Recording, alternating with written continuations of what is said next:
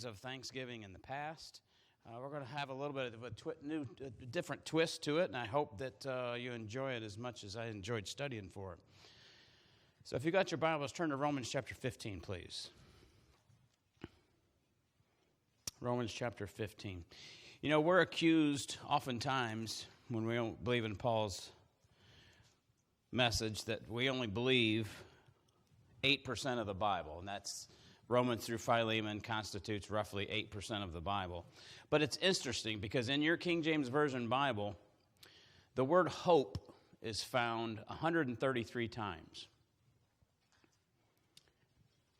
37 of those times it's found in Romans through Philemon.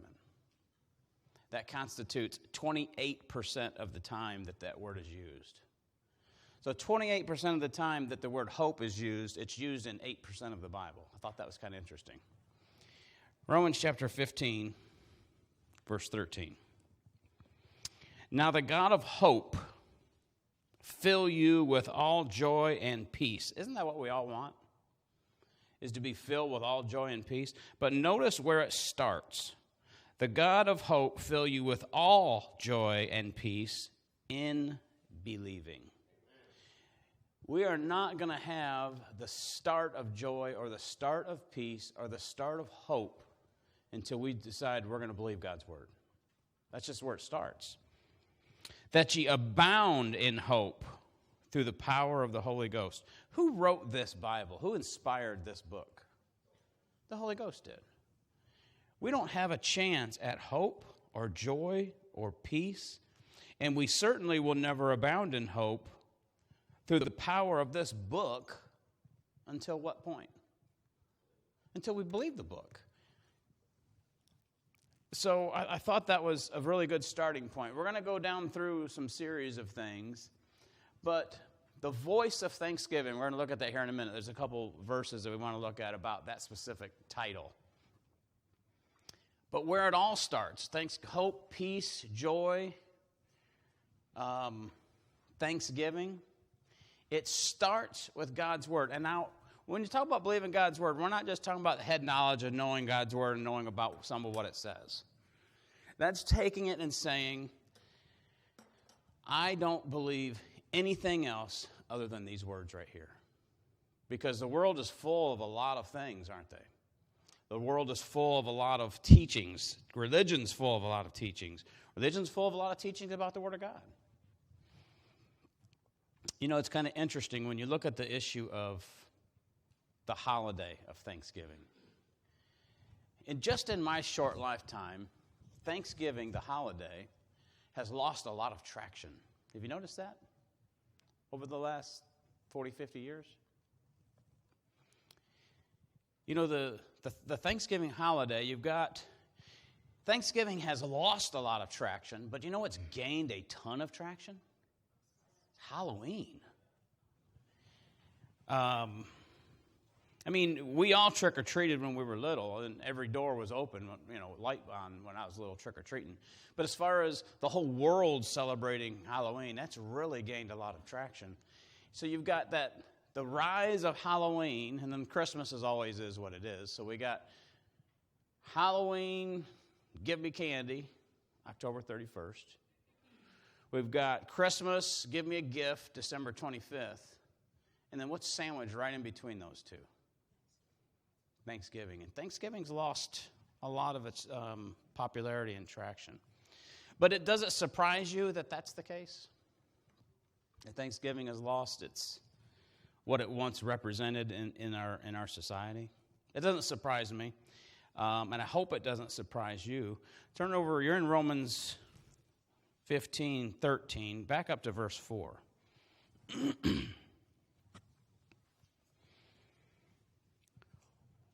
What do we celebrate Thanksgiving about? Or what are we thankful about? This verse is interesting.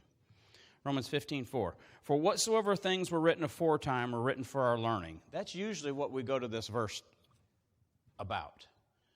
What was written prior to Paul was written for our learning. Look what the rest of this verse says. And that's true. But look at the rest of the verse.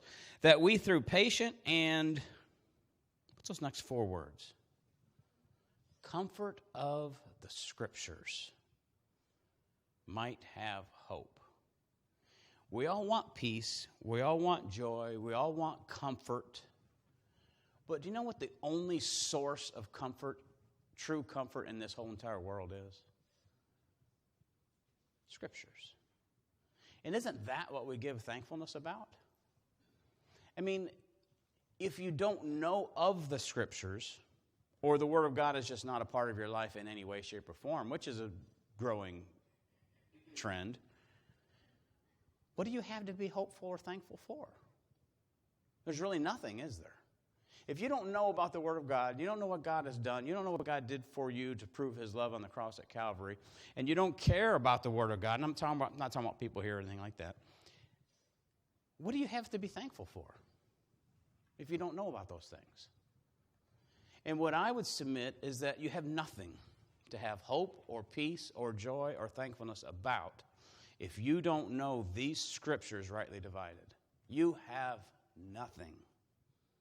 And that's why when over there in Romans 15:13, where it talked about faith and hope and believing, you can't start to have any of that. That's the starting line, is to know that you have the Word of God and that you can trust it. That's the start. And then there's a lot of things, of course, that come thereafter. Well, let's turn to our text verse for today. Turn to 1 Thessalonians chapter 5.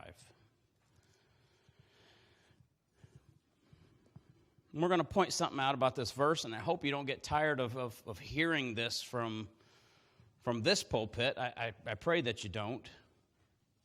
But 1 Thessalonians chapter 5, verse 18 reads as follows. In everything give thanks, for this is the will of God in Christ Jesus concerning you. Now, there are several things we need to pick apart in that verse. The first of which is the very first word of that verse. Now, that verse, and you'll get this a lot in religion, that everything that comes into your life, good, bad, or indifferent, you need to be thankful for it because God is supernaturally sending that into your life to teach you some kind of lesson. Is that what that verse says? Does that verse say for everything to be thankful? What's the first word?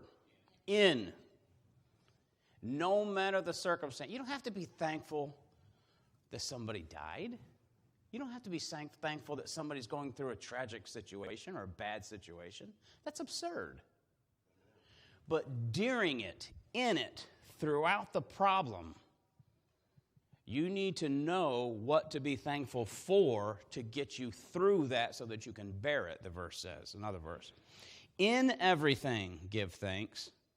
And do you know when you do that, when you know in the face of adversity and problems and pressure and sin, and you know what to be thankful for, do you know what you're doing when you do that? You're fulfilling the will of God. Look at that verse says. In everything give thanks. I think that's a semicolon. Colon. For this, what's he referring to when he says this? The first part of the verse. If you're giving thanks in every situation, good or bad. In, not for. That's God's will for your life. People are searching high and low, under rocks and in closets to find the will of God. But do you know that's one of God's wills for your life? It's for you to know in the face of adversity what to be thankful for, not for the problem. That's God's will. Get two passages with me. Get Psalms chapter 26. Psalms, Proverbs, Ecclesiastes.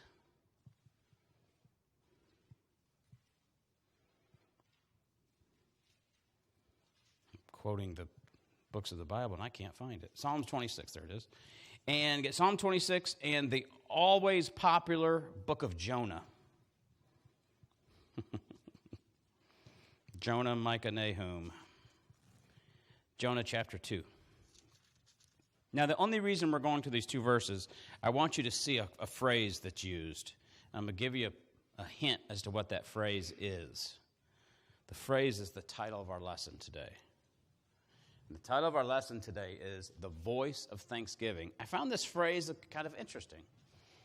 Psalm chapter 26, verse 7, because what I think we're going to see is what we're about to see is that thankfulness has a sound and a lifestyle that comes with it. And we see that in the Old Testament, and we're going to see it right up in through Paul's epistles. Psalms chapter 26, verse 7. That I may publish with the voice of thanksgiving and tell of thy wondrous works. Now I want you to leave your hand there and flip over to Jonah chapter 2 with me. Because we're going to come back. Well, you might not want to leave a finger there. Maybe leave a third or a fourth bookmark. Because in about 7 verses, we're going to come back to that. Jonah chapter 2, verse 9. Now, we don't give animal sacrifices today. I understand that. Jonah 2:9. But I will sacrifice unto thee, notice, with the voice of thanksgiving. I will pay that I have vowed, salvation is of the Lord. Now, those are just kind of some 2 interesting verses that I thought, the voice of thanksgiving. Started looking at some of that. We looked at those 2 passages. Let's get another 2 passages over in Paul's epistles. Get Ephesians 5 and Colossians 3. We got a lot of verses we're going to look at today.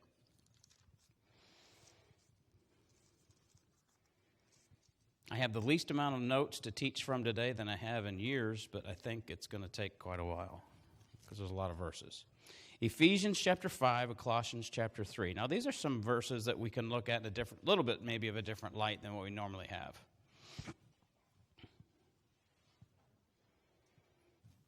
Ephesians chapter 5, verse 18.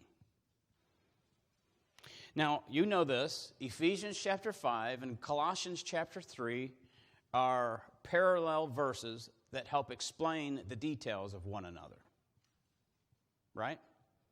Being filled with the Spirit and being filled with God's Word. Ephesians chapter 5, verse 18. And be not drunk with wine wherein is excess, but be filled with the Spirit. Now he's going to tell you what it means, after that semicolon, what it means to be filled with the Spirit. Verse 19. Speaking to yourselves in psalms and hymns and spiritual songs, singing and making melody in your heart to the Lord. Now that to me is kind of interesting when you think about the 2 clauses we just read from Psalm and Jonah where it talks about the voice of thanksgiving. Psalms and hymns and spiritual songs, look at the very next verse. Giving thanks always for all things unto God and the Father in the name of our Lord Jesus Christ. Notice it doesn't say giving thanks for tragedies and bad situations. It's giving thanks how often? Always. To who? To God. Now, over to Colossians chapter 3. So that said, being filled with the Spirit produces a song in your heart that's accompanied with giving of thanks. Colossians chapter 3 and verse 15. And let the peace of God rule in your hearts, to the which also ye are called in one body, and be ye thankful. Let the word of Christ dwell in you richly in all wisdom. Here's what that's going to look like when you allow the word of God to dwell in you richly in all wisdom. Teaching and admonishing one another in psalms and hymns and spiritual songs, singing with grace in your heart to the Lord. Again, it's kind of interesting, the end of verse 15 there, to be ye thankful. And then here comes the songs and the hymns and the spiritual songs in your heart, thinking back to the voice of thanksgiving. But a couple issues I want to point out about Colossians chapter 3, verses 15 and 16. Commonly, you will hear that once you're saved and you believe the gospel, God will somehow supernaturally fill you with some things, and you won't anymore do the things that you used to do, and instead you'll do godly things now. Other than a couple problems with that, there's many problems with that. First of which is Colossians chapter 3, verse 15. What's the second word of verse 15? What's the first word of verse 16? Now, if God's going to supernaturally do those things in your life for you, why do you need to allow it? Well, that would be because God doesn't supernaturally fill you with certain things once you're saved. You choose whether you're going to allow yourself to be filled with certain things.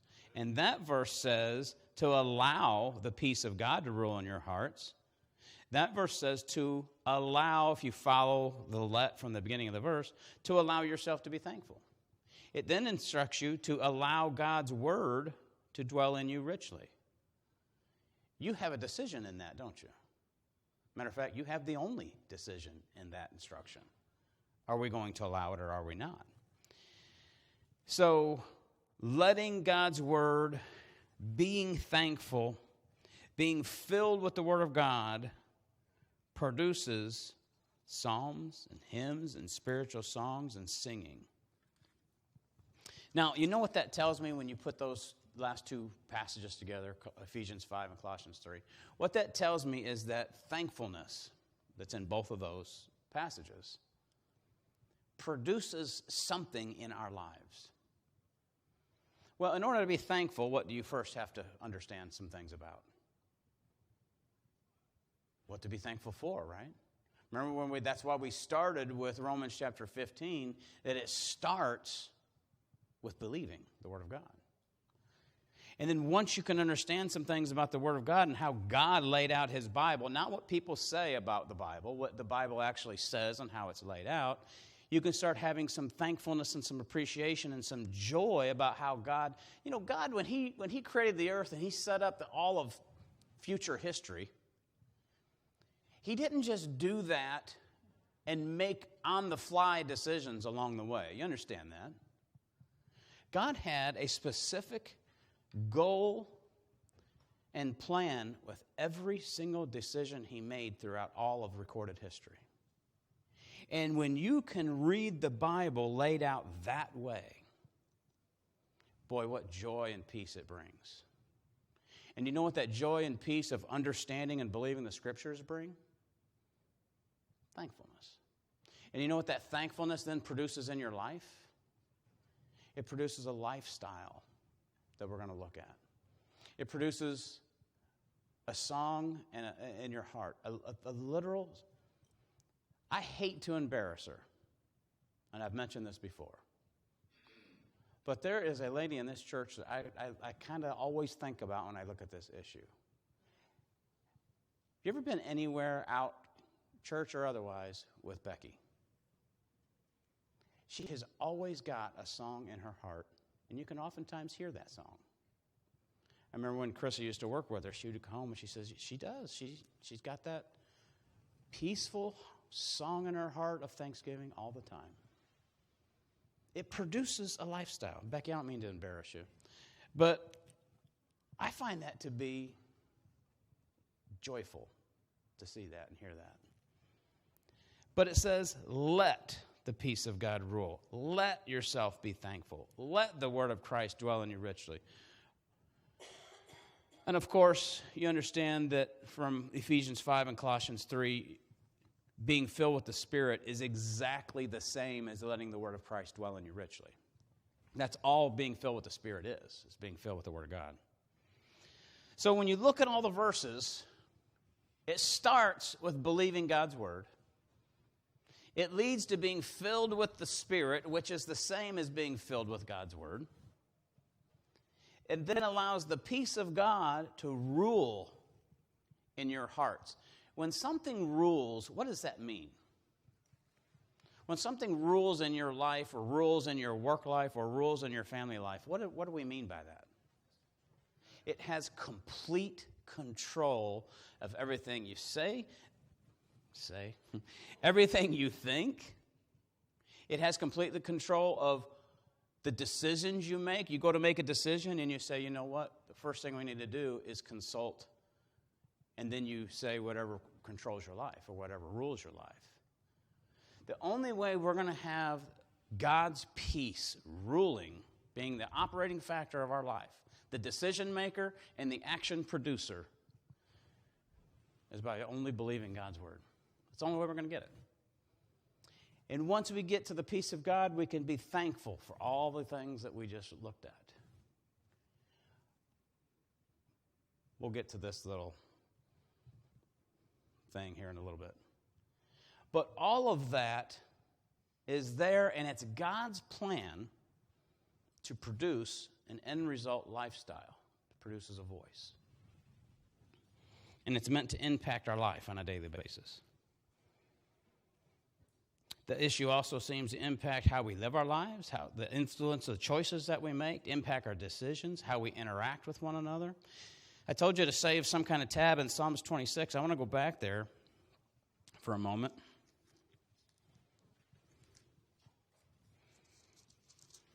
I want to read this verse in context now, because we're talking about these issues and thankfulness leading to this voice, or leading to impacting your daily life in a second-by-second, minute-by-minute operation. We had read Psalms 26:7, right? That I may publish with the voice of thanksgiving and tell all thy wondrous works. Let's read that verse in context. Let's go back to verse 1. Psalms 26:1. Judge me, O Lord, for I have walked in mine integrity. I have trusted also in the Lord, therefore I shall not slide. Examine me, O Lord, and prove me. Try my reins and my heart, for thy loving kindness is before mine eyes, and I have walked in thy truth. That's an interesting clause. I have walked in thy truth. What's that referencing? The truth of God's word has obviously affected David's walk here. Verse 4, I have not sat with vain persons, neither will I go in with dissemblers. I have hated the congregation of evildoers, and will not sit with the wicked. Well, that sounds awfully mean and judgmental. Why would he do that? I will wash my hands in innocency, so I will compass thine altar, O Lord. Why? That I may publish with the voice of thanksgiving and tell of all thy wondrous works. Do you see what that leads up to? There's a lifestyle that has been produced from God's word. And understanding that leads David to say, I will tell it loud and clear, voice of thanksgiving. Lord, verse 8, I have loved the habitation of thy house. I have loved the habitation of thy house, and the place where thine honor dwelleth. Gather not my soul with sinners, nor my life with bloody men, in whose hands is mischief, and their right hand is full of bribes. We don't have any of that going on today, bribery and crookedness or anything like that. Verse 11, but as for me, this is what it comes down to for you. As for me, I will walk in mine integrity. The verse says, let the peace of God rule in your hearts. Let the word of God dwell in you richly. And that's an individual decision. But it's interesting. In verse 3, he says, I have walked in thy truth. Verse 4 and 5, in verses 4 and 5, you see the truth keeping him from associating with certain people and certain groups. It kept him from sinful environments. He made the decisions not to place himself in certain situations because of the truth that he talks about in verse 3. Verse 7, all of that created this voice of thanksgiving. To where in verse 11 he says, as for me, I'll walk in mine integrity. Do you see the peace and the contentment and the joyfulness that comes with that lifestyle? Of knowing, not just being pretty sure that what you know and understand is right from God's word, but being absolutely convinced and know that what you understand from God's Word is right and correct. And that impacts our life. So it makes you ask the question, so why isn't the world at large this way? Why has thankfulness tanked? That's not a play on words. That wasn't an actual play on words when I wrote it. I just kind of realized it kind of was. Why has thankfulness tanked? Thank you.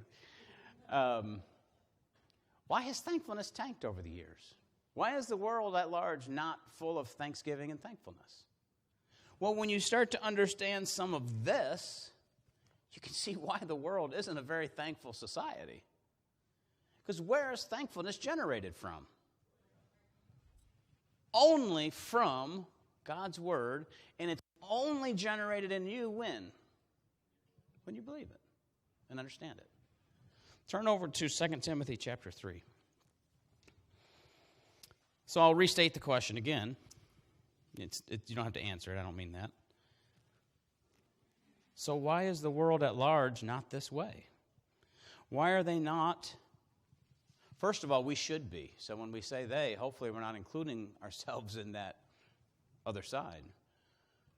And by the way, it is very possible to be a believer and trust in the gospel that Christ died on a cross for your sins, was buried and rose again the third day, and totally exclusively in that, and still not produce this life of peace and thanksgiving. Because if you don't understand the Word of God and how it's laid out, you're not going to get that. That's the point. So why isn't the world seeking after this? I mean, even in secular polls, people want peace and thanksgiving and joy and contentment. Well, 2 Timothy chapter 3, verse 13. But evil men and seducers shall wax worse and worse, deceiving and being deceived. Do you believe that verse? Because there is a large portion of our society, and I can tell you from personal experiences, our halls of education, college on up, teach in the philosophy and social classes that man gets better and better as we evolve in this world and learn new things and learn new inventions. That things get better and better. Well, if the common theme across the world is that things get better and better, what can you rest assured of? That is not true. Because Satan counterfeits everything that God's ever done or said. Everything. That verse says, men and seducers shall wax worse and worse. Verse 14. But. Those words that verse 13 uses before we get into verse 14. Seducers, deceiving, being deceived. Do you know what seducers, deceiving, and deceived? Do you know what in what context those words are almost always used? It's not being deceived that whether or not you're a boy or a girl. That's not usually what the Word of God uses those words in. Word of God uses seducers and being deceived in the context of Bible doctrine. Being deceived about what's true from God's Word. Seducing you away from what's right. So it makes sense why verse 14 follows 13. If you don't want to be seduced in the arena of Bible doctrine and Bible knowledge, if you don't want to be deceived when it comes to God's Word, verse 14, but continue thou in the things which thou hast learned and hast been assured of, knowing of whom thou hast learned them. Now I'll ask you, when that verse is written, who have people been learning and being assured of? Who had they been learning those things from? The Apostle Paul. So do you know what those two verses tell you? If you don't want to be deceived about God's Word and what it says and how it's laid out and what He's doing and what He's not doing, you better get in the book and listen to what Paul has to say. Because that's what the verses say. You can be assured of some things. Assurance, you know what assurance and understanding brings? When you're assured of something that's positively stable truth. You know what that brings? Peace, contentment, and thanksgiving.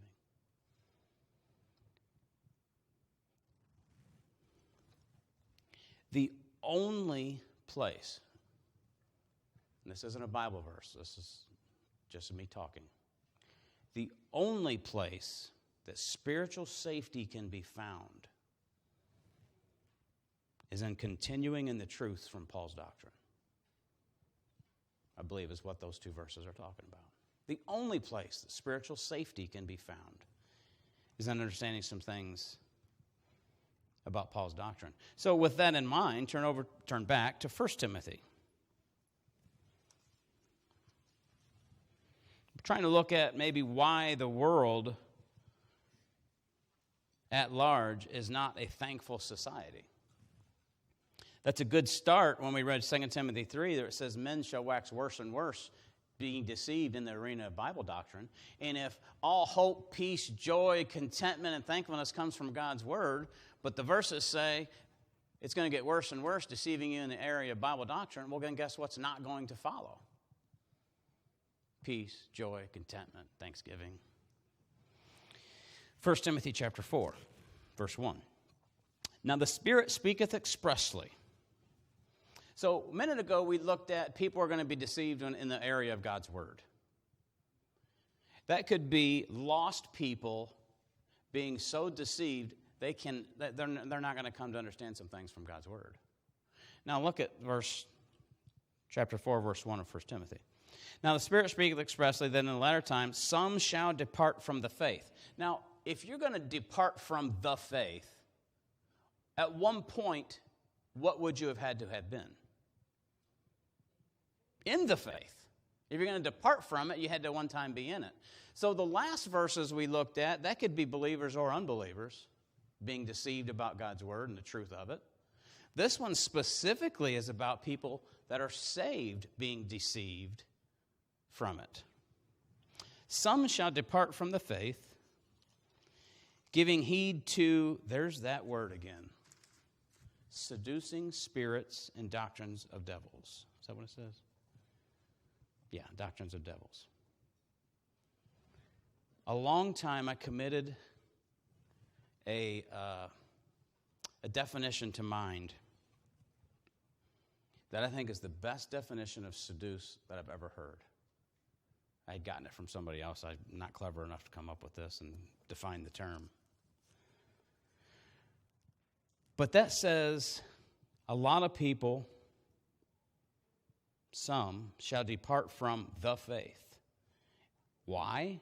They're going to give heed to seducing spirits. Now, what most people will define those seducing spirits are these ghostly, floating, levitating, kind of Halloween stuff. But listen to the definition of seduce. Now, the last verse we just read said, men shall wax worse and worse, seducing, deceiving. So in that verse, who does the seducing in the last verse that we read? Men do it.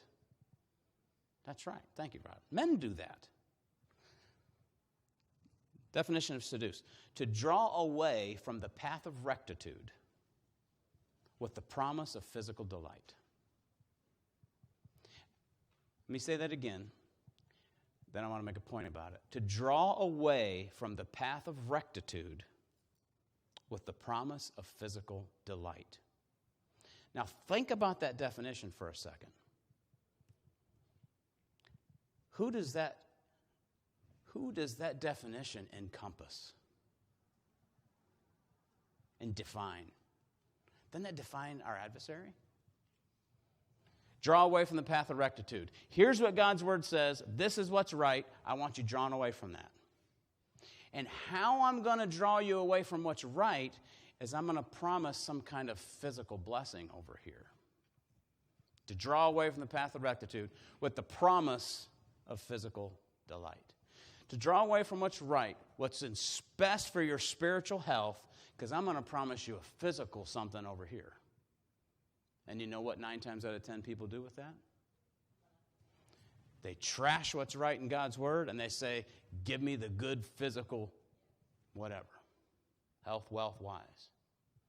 Halloween, give me candy. Christmas, give me a present. Physical, give me. That's how Satan operates. Abandon what's going to keep you filled with God's Word. Abandon the peace that comes from it. Abandon the contentment and the thanksgiving that comes from it. Because Satan, he doesn't pronounce that, I'll promise you some health and wealth and wisdom. I'll supernaturally bless you. God's not doing that stuff today. 2 Corinthians chapter 11. So there that we just read, that's not levitating, ghostly type stuff going on. That's men deceiving people away from God's Word. Now, if you're going to have men that teach and preach God's Word but draw you away from that over to a physical arena, in what environment are these men operating? McDonald's? Are these men in McDonald's that are teaching, don't follow that, let's follow this physical program that God's promised you?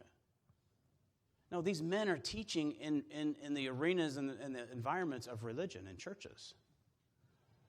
2 Corinthians chapter 11.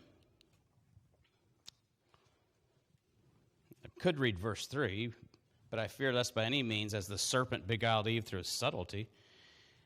That's how he actually works. There's very subtle, slow. But we're going to 2 Corinthians chapter 11, verse 13.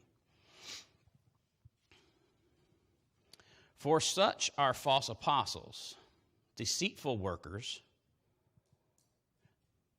transforming themselves into the apostles of Christ. Thus far, in verse 13, are these spirits and ghostly levitating objects? Or are these actual humans? Well, you can see from the verse that they have to be humans. They're apostles, they're deceitful workers, and they transfer themselves into apostles of Christ. Verse 14. And no marvel, that is, don't be surprised that that's what these people do. Why? For Satan himself is transformed into an angel of light. Therefore, it is no great thing if his ministers also be transformed as the ministers of righteousness. When it talks about seducers shall wax worse and worse, deceiving and being deceived, that's that verse right there. It's people and Satan himself that transform themselves into these apostles that they claim to be bringing the light of God's word, transform themselves into the apostles of light. But you know what they do in reality, and they have a plan? They draw away from the path of rectitude and what's right in God's word, the way God's word was written, rightly divided, and say, nobody believes that. You got a church of 15 or 20 people. If that was truth, everybody'd believe it. Isn't that what you hear? Get rid of that. Look what this big church has got to offer you over here. And over here, God will supernaturally do this, and he'll give you health, and he'll give you on and on and on and on. Now, you're in 2 Corinthians. Turn back to chapter 4.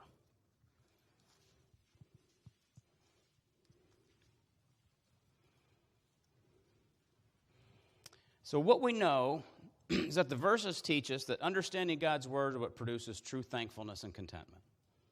And more than just believing it, but understanding it.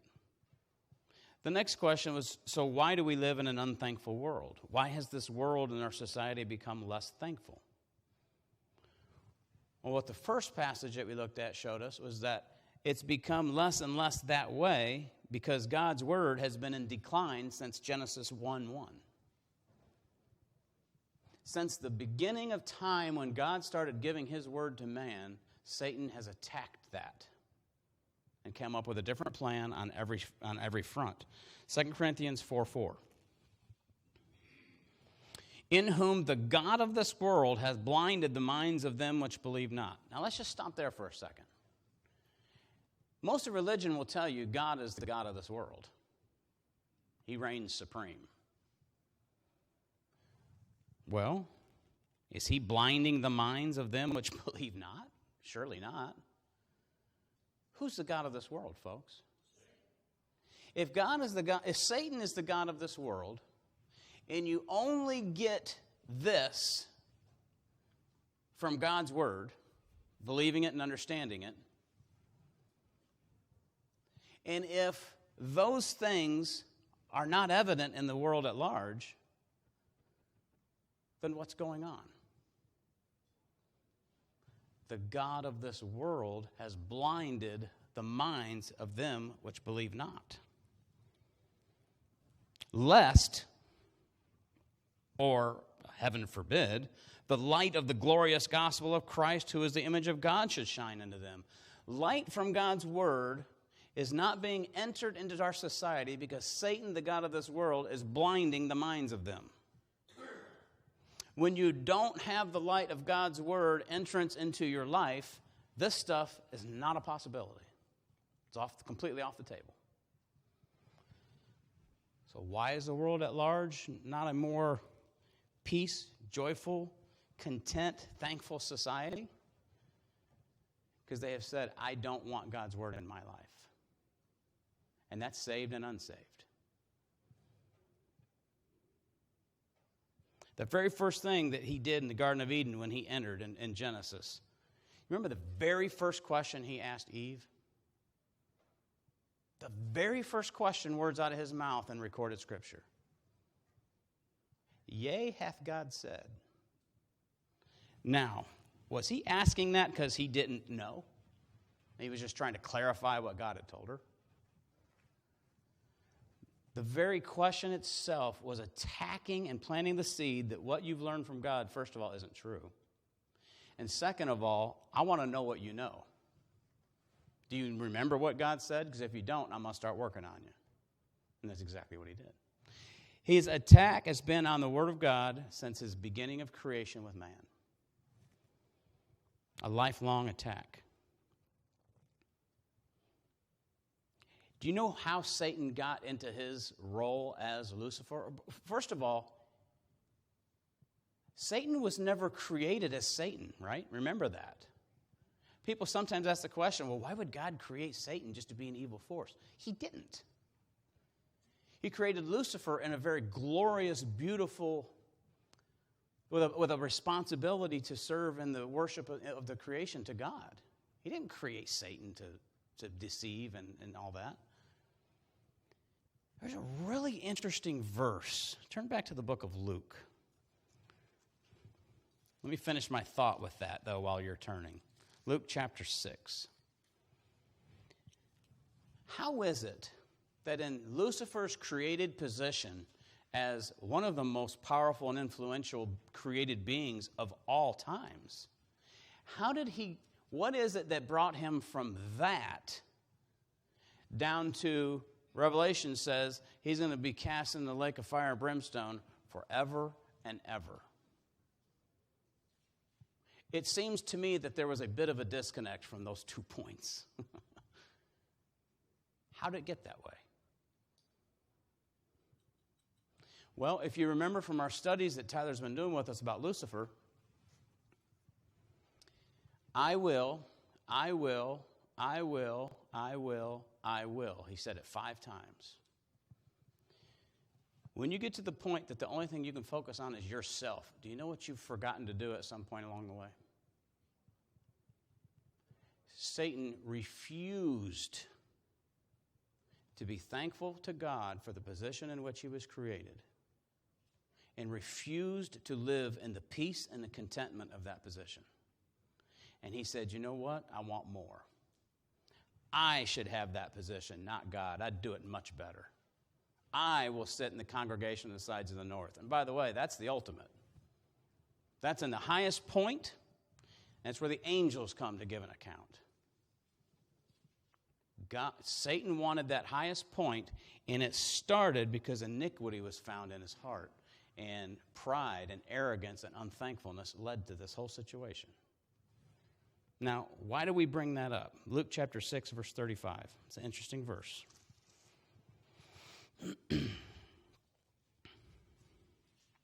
Luke 6:35. But love ye your enemies, and do good, and lend, hoping for nothing again, and your reward shall be great, and ye shall be the children of the highest. This is where I'm going. For he is kind unto the unthankful and to the evil. You see what God just did in those last several words of that verse? He compared and almost equalized unthankfulness to evil. Did you find that interesting? Being unthankful, God equates with being evil. Turn over to Romans chapter 1. Just like the baseline, I believe God's word. I believe in the gospel. I believe God's word. I believe it to be the only source of truth. I'm going to allow it to fill me. Once I'm filled with it, that means nothing else. I don't operate on any other basis other than the truth of that book. When I get to that point, that produces peace and contentment, and you can give thanks to God for that. Just like following that and being thankful should lead to produce a voice and a lifestyle, unthankfulness does the same. Unthankfulness produces a lifestyle. Did you know that? That verse in Luke chapter 6, God compared being unthankful to being evil. Satan himself, that was his main flawed decision, is he refused to be thankful to God for the position he was created in, and look where it's going to land him. He has now been in an eternally fixed argument with God over God's word and the truthfulness of it. But look where he started. When we look at issues like this, when we look at issues about the Word of God and being thankful, it isn't just to have a neat topic around a holiday. This topic has got drastic and dire consequences in your daily life. But it happens so slowly that it can go from being in one of the highest positions God's ever created to burning in a lake of fire for all of eternity. It can have that dire of consequences. Romans chapter 1. So just like thankfulness should produce a lifestyle, unthankfulness automatically produces a lifestyle. Romans chapter 1, verse 18. For the wrath of God is revealed from heaven against all ungodliness and unrighteousness of men who hold the truth in unrighteousness. Because that which may be known of God is manifest in them, for God has showed it unto them. For the invisible things of him from the creation of the world are clearly seen, being understood by the things that are made, even his eternal power and Godhead, so that they are without excuse. The main burning question people always have, what about those who didn't know? I don't have a problem with that verse. They're without excuse. So a couple things in that verse. Wrath's coming. If you're an unbeliever, wrath's coming. I've always found it just fascinating in verse 18. Men, I'm at the end of verse 18, men who hold the truth in unrighteousness. Remember how a couple times ago, we were discussing people think that the truth is just so difficult to find and it's elusive. You just can't hardly put your finger on it. Some people just think, people teach so many different things about what truth is and isn't. The people who say that, do you know what they're doing when they say that? They're holding it in their hands saying, I can't find it. It ain't there. I can't find truth anywhere. I've looked everywhere. I've turned over every rock. I've looked in every closet. And they're holding God's word, truth, in their hand while saying that. That's how you do that. That's how you hold the truth of God in unrighteousness. You know that it's there. You got the twofold witness of God in verse 20, and people say, I just can't find it. I have no idea where it is. Putting the blindfold on. Ignorance, just total ignorance. It's available. It's accessible. It's right there. The truth is right there. The baseline starting for this lifestyle is right in front of every human being.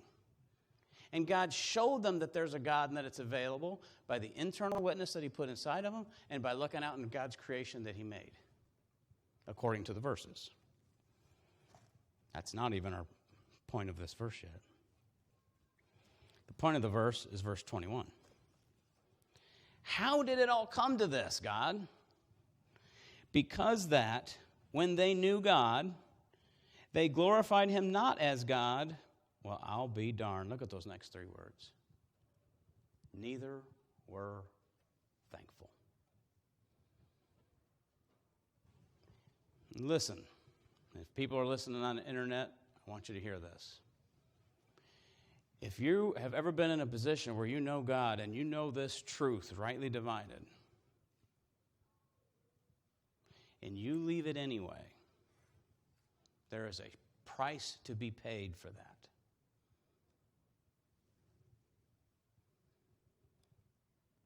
That verse says there's people that once knew God. You see that in verse 21?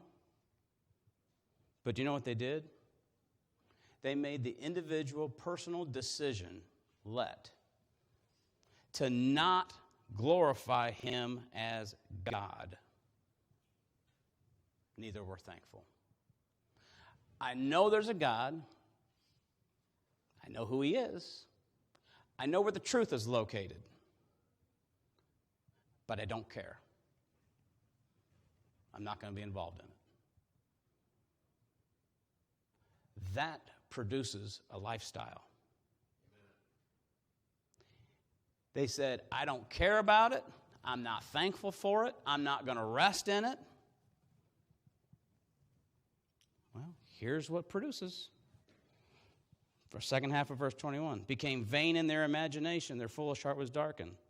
Professing themselves to be wise, they became fools. Verse 24, God gave them up to uncleanness through the lust of their own hearts, to dishonor their own bodies between themselves, who changed the truth of God into a lie and worship and serve the creature more than the Creator. Verse 26, for this cause God gave them up to vile affections. For even their women did change the natural use into that which is against nature, and likewise also the men, leaving the natural use of the woman, burned in their lust one toward another, men with men working that which is unseemly, and receiving in themselves that recompense of their error which was meet. And even as they did not like to retain God in their knowledge. Man, I don't like that. I don't want to do that. People make fun of you if you do that. Even as they did not like to retain God in their knowledge, God gave them over to a reprobate mind to do the things which are not convenient. This is what it looks like. Being filled with all unrighteousness, fornication, wickedness, covetousness, maliciousness, full of envy, murder, debate, deceit, malignity, whisperers, backbiters, haters of God, despiteful, proud, boasters, inventors of evil things, disobedient to parents, right in the middle of this list. Without understanding, covenant breakers, without natural affection, implacable, unmerciful. That's quite a list of character traits, isn't it? You can get there. You can make the personal choice to get to right here if you want to. Stop believing God's word, throw it in the garbage, and say, I'm going to chase happiness out in the world. Do that, and this is where you'll be eventually, if enough time is allowed in the rest of your life. What started this whole ball in Romans chapter 1? Verse 21. Because that when they knew God, they glorified him not as God, neither were thankful. If you want to make the decision to act like this truth isn't here, and you don't want to be thankful for it and for what God did for you, that's your decision to make. You can make that decision. But there is a lifestyle that produces called consequences. And it's not supernatural consequences where God's raining down fire from heaven of curses. These are natural consequences for individual decisions that you don't want to do when it says, let the word of Christ dwell in you richly. So, why is the world not a more thankful, happy, content, joyful society? Well, their minds have been blinded by men who say, abandon God's word rightly divided, and let's go over here where God promised you some physical blessings. You don't need to be thankful for the truth of God's word. Let's go over here and we'll tell God what he needs to do for me in my physical life. You see the difference in that life? People convince themselves that they can walk away from right division. They can walk away from the Word of God and create their own identity, create their own happiness, create their own freedom, their own joy, create their own peace. Go start a physical family and I'll just be happy forever. All while ignoring the truth of God's Word. Believing God's Word, being filled with it, expressing thankfulness to God leads to a lifestyle. It produces a voice. Being unthankful from Romans chapter 1 also produces a voice and a lifestyle. We just read about that. I can't go through any of the verses. I'm just going to say this because I need to identify what we're talking about with that purple thing there. On the issue of thankfulness, the word pray and the word prayer is mentioned 21 times in your King James Version Bible by your Apostle Paul. Over 50% of those times, 11 out of 21, you know what Paul instructs us to include in all of our prayers? Thankfulness. Now that's kind of interesting. Just stop for a second and think about this. To seduce, to draw away from what's right, path of rectitude, and promise and use some blessings over in the physical realm. That's the definition of seduce. The issue of prayer. God, give me this, give me that. Supernaturally fix this, take this out of my life, take this person out of my life. Or, God, thank you for what you did for me. You see how even the prayer completely changes once you understand God's word? Get out of the physical arena, get out of ourselves, and put him and his word as the focus. And it'll produce a lifestyle. But so will the other if we fail to recognize it. Let's pray. Heavenly Father, we're grateful, thankful for this time. We're thankful for the time that we could look into your word. Pray that these verses would impact our hearts and work on our hearts and produce a lifestyle that's pleasing to you. We come to you not just today at this time of year, but every day of our lives and express gratefulness and thankfulness. First of all, because you left us your word that you've preserved, and we can have complete confidence and assurance in that.